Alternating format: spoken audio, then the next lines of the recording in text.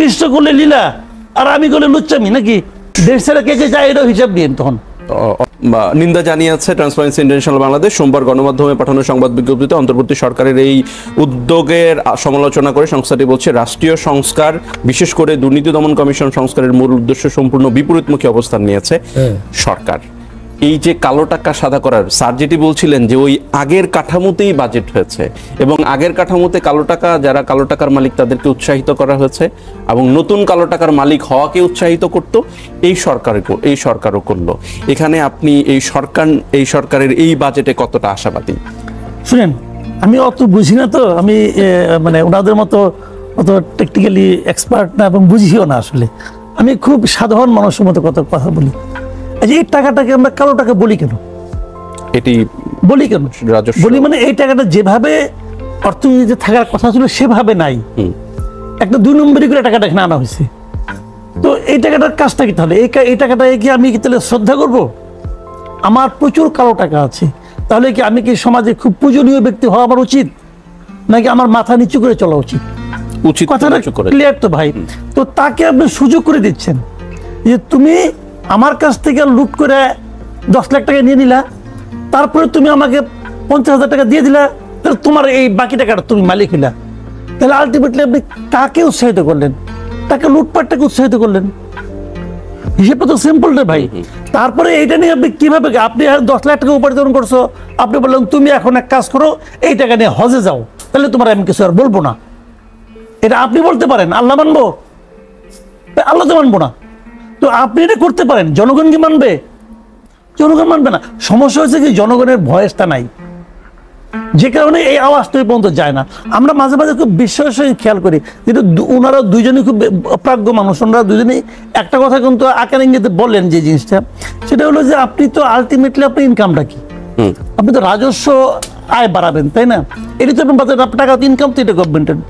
এখন এইটা কি আমরা প্রতিবারই শুনি, কিন্তু যে কোন এক জর্দা ব্যবসায়ী সেটা কি সর্বোচ্চ করদাতা, আর আনফরচুনেটলি ওই লোক তো এবার মরে গেছে। এখন কি হবে? এখন কি হবে? উনি কি দেশের সবচেয়ে ধনী ব্যক্তি?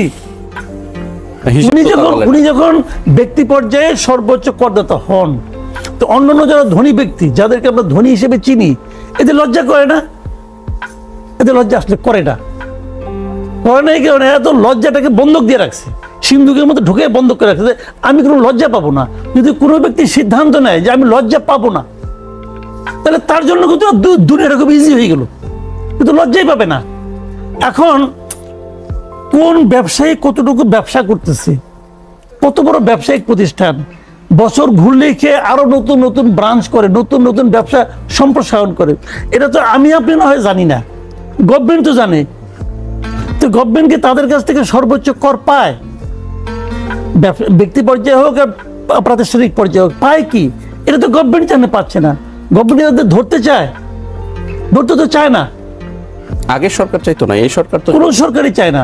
আচ্ছা, আগের সরকার থেকে সরকার আপনি আলাদা করে ভাবেন কেন? একটু আগে আপনি এই যে বললেন, আগে বাজেট ছিল লুটপাটের বাজেট ছিল তো। আচ্ছা, এই সরকার আসলো কবে? অগাস্ট মাসে, মানে বাজেট প্রণয়নের 2 মাসের মাথায় আসলো তো। কারণ আইসা কি তারা লুটপাটের বাজেটে কোনো চেঞ্জ আনছে, কোনো সংশোধন করছে? কয় নাই তো। অর্থবছর তো শেষ, তো ওই টাকাটা কি ব্যয় হয়েছে না? বুঝতে ভাই? তাহলে লুটপাটের বাজেট এরা চালাইছে, মানে কি করছে?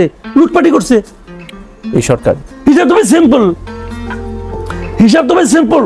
আগে বাজেটটা আপনি বলতেছেন লুটপাটের বাজেট, আওয়ামী লীগ গভর্নমেন্ট লুটপাটের বাজেট করছেন, সেই বাজেটে 10 মাস এরা চালাইছে। তো 10 মাস ধরে তারা কি করছে? ওনারা যা করতো তাই করছে, তাই তো করছে। তো ওইটাই তো হয়েছে। তো এটা নিয়ে এত গবেষণা করার কিছু নাই। আপনি বলতে পারেন যে আমরা বৈষম্য বিরোধী আন্দোলন করতেছি, এই বাজেটে কি বৈষম্য নাই? বৈষম্য নাই এই বাজেটে? বৈষম্যের বিরুদ্ধে আন্দোলন করছে। কি বৈষম্য ছিল আপনাদের? মুক্তিযোদ্ধা কোটা, তারা মুক্তিযুদ্ধ করছে, তাদেরকে বিশেষ কোনো কোটা দেওয়া যাবে না, এই তো। এখন জুলাই আন্দোলনের কোটা এলো কোথেকে? আসে নাই। এমনকি ওইটা বাদ দেন, আপনি কি বরাদ্দ, তাদের কি চিকিৎসা করবেন করেন, অসুবিধা নাই, ওটা চিকিৎসা তো এমনি করবেন আপনি। বাট আপনি আমার কখন যে ব্যক্তি পর্যায়ে যে আপনার মানে আপনার কর অব্যাহতি যেটা আছে, মানে যেটাকে মিনিমাম যে টাকাটা করযোগ্য টাকা, ওই ইনকাম যেটা, হ্যাঁ, তো ওইটা এবার 3,75,000 করছেন। কিন্তু জুলাইয়ের ওই যোদ্ধা হলে 5 লাখ। আপনার আছে কিন্তু জুলাই যোদ্ধার কোনো তালিকা আছে ভাই? বলেন তো। জুলাই যুদ্ধের কোনো তালিকা আপনার কাছে আছে? এ পর্যন্ত কতজন মরছে এই তালিকায় তো নাই। মরার হিসাব তো খুব সহজ, এই লোকটা মারা গেছে, লোকটা নাই।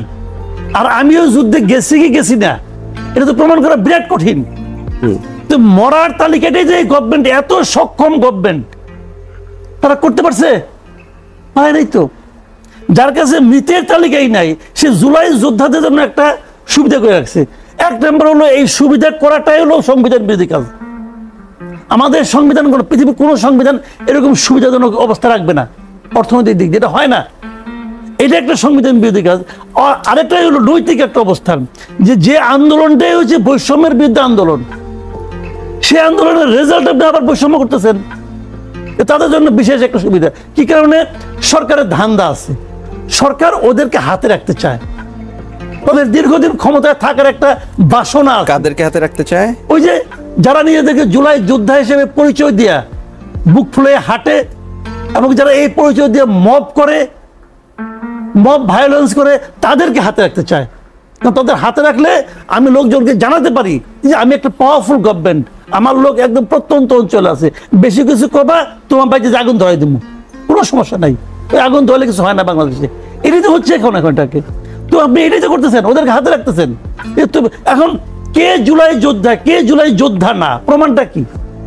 কে স্বৈরাচারের দোসর, কে দোসর না, প্রমাণটা কি?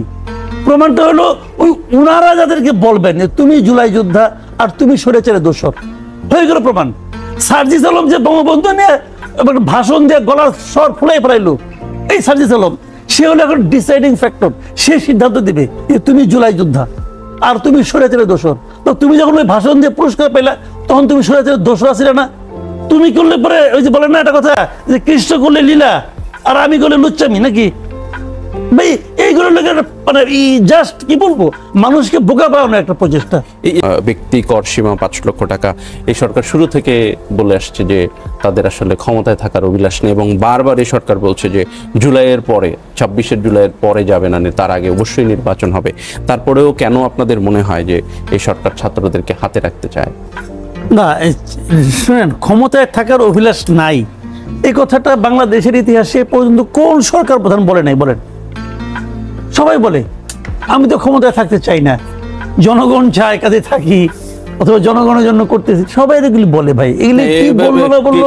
এই কিছুদিন আগে তো অন্তর্বর্তীকালীন সরকারের প্রধান উপদেষ্টা পদত্যাগ করার সিদ্ধান্ত নিয়ে নিয়েছিলেন। এটা কে বললো আপনাকে? তো এনসিপি, এটা আপনি কোথায় পেয়েছেন? ওনার প্রেস উইং বলছে না, এনসিপির যারা উনি বলছে না, উনি বলেননি। তাহলে না, উনি যখন বিএনপি গিয়েছিল তাদের সাথে, কাকে বলছে উনি? ওনার কথাটা কে কোট করেছে বলেন না? একটা লোক দেখেন না যে উনি বলছে উনি পদত্যাগ করতে চায়? এনসিপির নাহিদ ইসলাম। এনসিপি কে? এটা ওই ছাত্ররা। তার মানে ওনার কথা ওনারা বলে দেয়, হিসেব তো ভাই ক্লিয়ার। এটা তো এনসিপি পলিটিক্স না। প্রেস উইং বলে না, কিন্তু তারা যখন বলেছে, প্রেস উইংকে জিজ্ঞাসা করা হয়েছে যে প্রেস উইংকে জিজ্ঞাসা করা হয়েছে যে উনি নাকি পদত্যাগ করতে চান। প্রেস সেক্রেটারি বলছে আমরা এটা পত্রিকায় পড়েছি। অর্থ কি? অর্থ কি হলো? উনিরা পত্রিকায় পড়েছেন। পত্রিকায় কার ভাষ্য হিসেবে এসেছে? নাহিদ ইসলামের ভাষ্য হিসেবে আসছে। উনি যে পদত্যাগ করতে চান এই কথাটা কে বলছে? উনি বলছে না, উনি বলেননি। তাহলে কিন্তু নাহিদ ইসলাম বলেছে ওনার মনের কথা নাহিদ ইসলাম বুঝবে, আর কেউ বুঝলো না। এটাই হবে। ওনার মনের কথা নাহিদ ইসলামই বুঝবে, আর কেউ বুঝবে না। এনসিপি বুঝবে, আর কেউ বুঝবে না। ওনার মনের কথা ওনারাই বুঝবে। ওনারা যা কিছু করতেছে, ওনার মনে যা আছে তার প্রতিফলন ওখানে ঘটতেছে। এবং ওই ঘটার ফল কি হচ্ছে? এনসিপির জনসংখ্যা মানে সমাবেশনে 100 লোক হয় না, কি কারণে হয় না? এই যে ওনার মনের ভাষা, ওইটা, এটি রিয়েলিটি। শুনেন, সাধারণ মানুষের মন জয় করে না ভাই, বড় কঠিন। আপনি কি বললেন এটা শুনে মানুষের মন জয় করতে পারবেন, আপনি কি করলেন সেটা ইম্পর্টেন্ট। আপনি কি করতেছেন? আপনি গেলে এক কথা পাইছেন, একটা মানে তোতা পাখির মতো বলে যাচ্ছেন যে ডিসেম্বর থেকে জুনের মধ্যে, সেটাও আবার কয় না কবে। ভাই আসছেন ইলেকশন দেওয়ার জন্য, আপনার কাজটা কি? না না, বলে তো শুধু ইলেকশন দেওয়ার জন্য আমরা আসিনি। রেজওয়ানা উপদেষ্টা, রেজওয়ানা হাসানকে ওনাকে কে বলছে যে ওনার কি কি ম্যান্ডেট আছে? ওনারা যখন শপথ নেয় তখন বলা হয়েছে এই ম্যান্ডেটের জন্য আমরা এটা করতেছি। কেউ বলছে ওনাকে? কে বলছে? যে সুপ্রিম কোর্টের যে রেফারেন্সের বলে ওনাদের শপথ দেওয়ানো হয়েছে, ওই রেফারেন্সে পড়ছেন? ওই রেফারেন্সে কি লেখা আছে? যেহেতু এখন একটা সরকার নাই, অতএব এই নির্বাহী কাজ মানে প্রতিদিনের যে নির্বাহী কাজগুলো এগুলো সম্পাদন করার জন্য রাষ্ট্রপতি চাইলে কতিপয় উপদেষ্টা নিয়োগ করতে পারেন। কে নিয়োগ করেছে? রাষ্ট্রপতি নিয়োগ করেছে। এবং নিয়োগ করছে কেন? যে এরা তাদের নাকি দৈনন্দিন কাজগুলি করতে পারে। তো দৈনন্দিন কাজগুলোর মধ্যে সংস্কার পড়ে নাকি? পড়ে। তো এগুলি করে তো পাই লাভ নাই। এখন ওনারা বলে, সবাই আমরা শুনি, আমরা কিছু বলি না, কেউ প্রতিবাদ করে না, যা বলে, যা ইচ্ছা হয় তাই বলে। সরকারি কর্মকর্তা কর্মচারীদের জন্য ইয়ের কথা বলছেন আপনি, রিজওয়ানার কথা। উনি তো নভেম্বরের 1 তারিখ থেকে পলিথিন বন্ধ করছিল, পারছে? পারে নাই, শেষ পর্যন্ত ফিরে আসতে হয়েছে। হাম্বি টাম্বি কই গেল? কামের মধ্যে কাম করছে দুইটা, এক হলো যে সেন্ট মার্টিন বন্ধ করে দিচ্ছে। কি কারণে করছে এটা তো পরে এখন বুঝতেছি, তখনও বলা বলেছে, আমরা ভালো বুঝতেছি।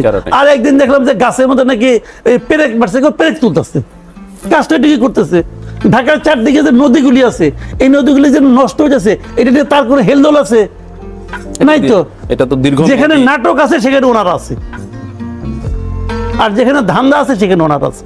ভাই এইগুলি করেন না, দুদিন পরে দেখেন খালি ক্ষমতাটা যাক না, দেখেন না একজনের বিরুদ্ধে কয়টা করে মামলা হয়। দেখেন না একটা কথা খেলে বলে রাখলাম, যখন পলিটিক্যাল গভর্নমেন্ট আসবে, যখন ওই মিশিতে বসবে, যেটার মধ্যে হাত দেবে সেটার মধ্যে তাদের ছোঁয়া পাবে, এবং ওই ছোঁয়ার রেজাল্ট কি হয় তখন দেখেন। একটা কথা বলে গেলাম ভবিষ্যৎবাণী, দেশ ছেড়ে কে কে যায় এটা